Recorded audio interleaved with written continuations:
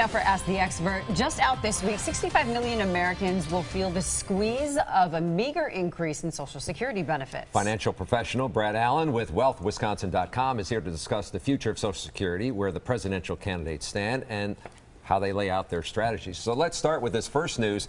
There's not much of an increase next year for folks, right? Yeah, so every year Social Security Administration tries to give you a little bit more to keep up with inflation. It's called the Cost of Living Adjustments, or COLA, and this year it is 0.3%. Wow. So it averaged out to be about $5 per person.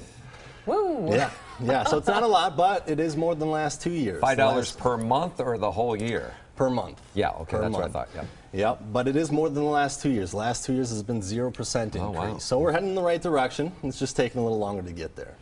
What about the future of Social Security? A lot of people talking about whether it's going to be available for future generations. Right. So Social Security right now can fully fund Social Security, the pot basically, until 2034, at which point it goes down to 79 cents on the dollar.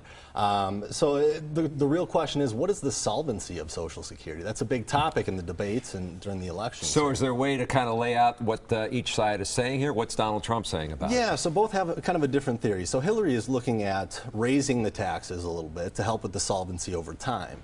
Donald Trump is kind of on the other side of the fence. He says he wants to lower taxes, which would kind of stimulate the economy. More corporations would hire, more employees means more payroll tax going towards Social Security. When you say raise the taxes, there is a threshold. If you make above that, there's no Social Security taken out of it. She wants to raise that dollar amount? Raise the cap. So right now the cap is $118,500. Yeah. Anything over and above that per year that you make is not taxed for Social Security, so raising that bar a little bit to help with the solvency. So what about maximizing Social Security benefits? Yeah, so a lot of people think it's either 62 or 66. Those are my two options. But in reality, there's 500 different ways you can take Social Security.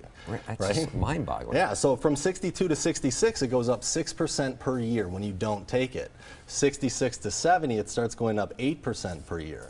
So it's not so much about a conversation about 62 or 66, it's how do I maximize my benefit completely. And then also, because one spouse could be older or younger than the other, that changes the equation as well? Oh, absolutely, because you have to look at survivor benefits and things like that. There's also still spousal benefits out there for a lot of folks, which brings us to number two. I mean, the timing is important, but there's spousal benefits if you're married or if you're divorced. Okay. If you're divorced and you were married for 10 or more years, you can take a spousal benefit based off your ex-spouse.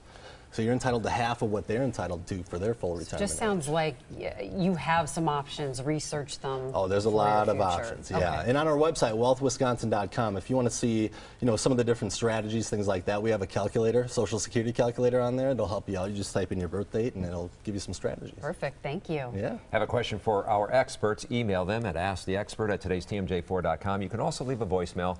We have the number right there for you. Just ahead.